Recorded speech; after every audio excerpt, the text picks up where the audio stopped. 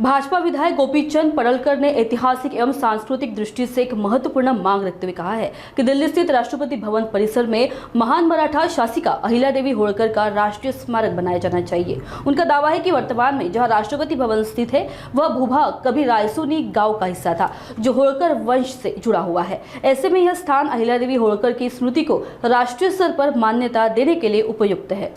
पहिल्यांदा असं घडतंय की कन्याकुमारी पासून काश्मीर पर्यंत आणि बंगालच्या उपसागरापासून अरबी समुद्रापर्यंत पसरलेल्या विशाल भारतामध्ये अहिल्यादेवींची जयंती साजरी होते। याचं सर्व श्रेय भारतीय जनता पार्टीला जातं, नरेंद्र मोदी साहेबांना जातं आणि राष्ट्रीय स्वयंसेवक संघाला जातं। कारण इतक्या मोठ्या प्रमाणामध्ये अहिल्यादेवींचा इतिहास समोर आणण्याचं काम यापूर्वी कधीही कुणी केलेलं नाही, ते आता होतंय।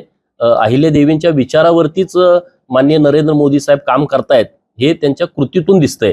कारण साधं उदाहरण द्यायचं म्हटलं तर 1770 ला पुण्यश्लोक अहिल्यादेवींनी काशी विश्वेश्वराच्या मंदिराचा जीर्णोद्धार केला। त्याच्यापूर्वी 1670 ला शंकराचार्यांनी केला होता। नंतर मोगलांनी ते मंदिर पाडलं। मल्हारराव होळकर बाबा स्वतः तिथे गेलते की मी मंदिर बांधून देतो। तिथले पुरोहित म्हटले की तुम्ही बांधून द्याल पण ती संरक्षण करण्याची क्षमता आमच्याकडे हे परत येऊन आक्रमण करतायत तर तुम्ही बांधू नका, विनंती केली।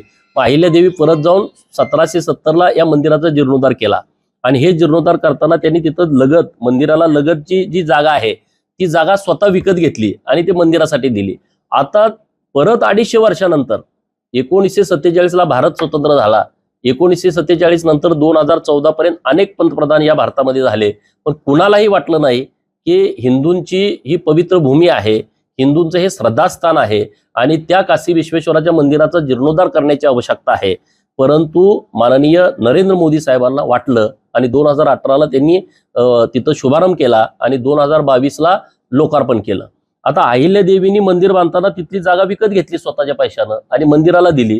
त्याच धर्तीवरती नरेंद्र मोदी साहेबांनी किंवा उत्तर प्रदेशचे योगी आदित्यनाथ साहेबांनी तिथल्या सर्व परिसरातल्या लोकांच्या जागा विकत घेतल्या, त्यांना बाजारभावापेक्षा जास्तीची रक्कम दिली आणि तिथं कॉरिडॉर डेव्हलप केला। इतकंच नाही केलं तर त्या मंदिर परिसरामध्ये 4 पुतळे बसवले। त्यामध्ये पुण्यश्लोक अहिल्यादेवींचा पुतळा तिथं बसवलेला आहे, शंकराचार्यांचा पुतळा बसवलाय, कार्तिक स्वामींचा बसवलेला आहे, हे आणि भारत मातेचा। हे खूप चांगलं पवित्र काम हे सरकारच्या माध्यमातून सुरू आहे। आता इकडे तुम्ही बघितलं, तुम्ही सगळे पंढरपूरचे पत्रकार मित्र आहात, सोलापूरच्या विद्यापीठाला नाव द्यावं म्हणून किती आंदोलनं झाली, किती मोर्चे झाले, किती जलबोरो झाले, किती रास्ता रोको झाले, परंतु राज्यामध्ये देवाभाऊ मुख्यमंत्री झाले आणि त्याला वाटलं अरे अहिल्यादेवींच्या कामाला आपण न्याय देण्याची आवश्यकता आहे आणि त्यांनी सोलापूर विद्यापीठाचं नामांतरण करून टाकलं। अहमदनगरचं नाव बदलून अहिल्यानगर केलं। अहिल्यानगरला आता नवीन शासकीय वैद्यकीय महाविद्यालयाची घोषणा केली आणि कॅबिनेटमध्ये घोषणा केली चौंडीला आणि मंजुरी पण दिली। तुमच्या आता शासन निर्णय तुमच्यापर्यंत आला। असं खूप चांगलं काम सरकार आणि भारतीय जनता पार्टीच्या माध्यमातून सुरू आहे। राष्ट्रीय स्वयंसेवक संघानं खरं तर ह्या सगळ्या गोष्टीला पुढे आणण्याचं काम केलं। मला वाटतं 10,000च्या वर कार्यक्रम हे देशभर वेगवेगळ्या पद्धतीचे झालेले आहेत। त्यामध्ये चित्र तयार करणं, अहिल्यादेवींचं एकच हातामध्ये पिंड असणारं किंवा घोड्यावरती तलवार घेतलेला 2 चित्र आपल्याकडे उपलब्ध आहेत, परंतु आता वेगवेगळी त्यांच्या इतिहासाचा अभ्यास करून तशा पद्धतीची चित्र नवीन लोकांच्या समोर आली। महाराष्ट्रातल्या सगळ्या विद्यापीठामध्ये चर्चासत्र झाली अहिल्यादेवींच्या पूर्ण इतिहासावरती। दिल्लीमध्ये तिथल्या युनिव्हर्सिटीमध्ये चर्चा झाली। योगी आदित्यनाथ साहेबांनी तिथल्या एका राजकीय महाविद्यालयाला पुण्यश्लोक अहिल्यादेवी होळकर यांचं नाव दिलं। मध्य प्रदेशचे मुख्यमंत्री स्वतः इंदूरमध्ये गेले, तिथं त्यांनी कॅबिनेट घेतली, तिथल्या एका मोठ्या नामांकित महाविद्यालयात पुण्यश्लोक अहिल्यादेवींचं नाव दिलं।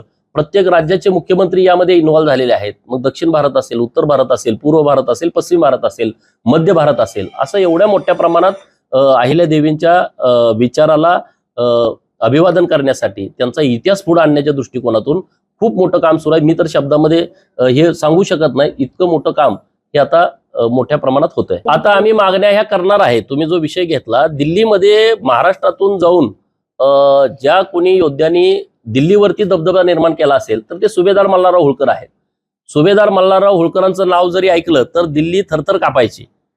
आणि दिल्लीमध्ये जे राष्ट्रपती भवन आहे हे होळकरांची खाजगी मालमत्ता आहे। रायसोनी नावाचं गाव आणि आजूबाजूची 7-8 गावं ही होळकरांची जागीरदारी आहे। आताचं जे राष्ट्रपती भवन आहे ते होळकरांच्या जागेमध्ये आहे आणि आमच्या मागण्या आहेत। आता आम्ही माननीय देवाभाऊंच्याकडे या मागण्या देणार आहोत की दिल्लीमध्ये तुम्ही आता म्हटला त्या पद्धतीने अहिल्यादेवींचं एक मोठं स्मारक होणं अपेक्षित आहे.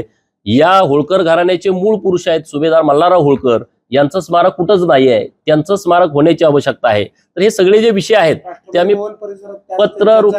पत्ररूपी आम्ही माननीय मुख्यमंत्री महोदयांच्याकडे ह्या सगळ्या मागण्या 31 तारखेला आम्ही करू.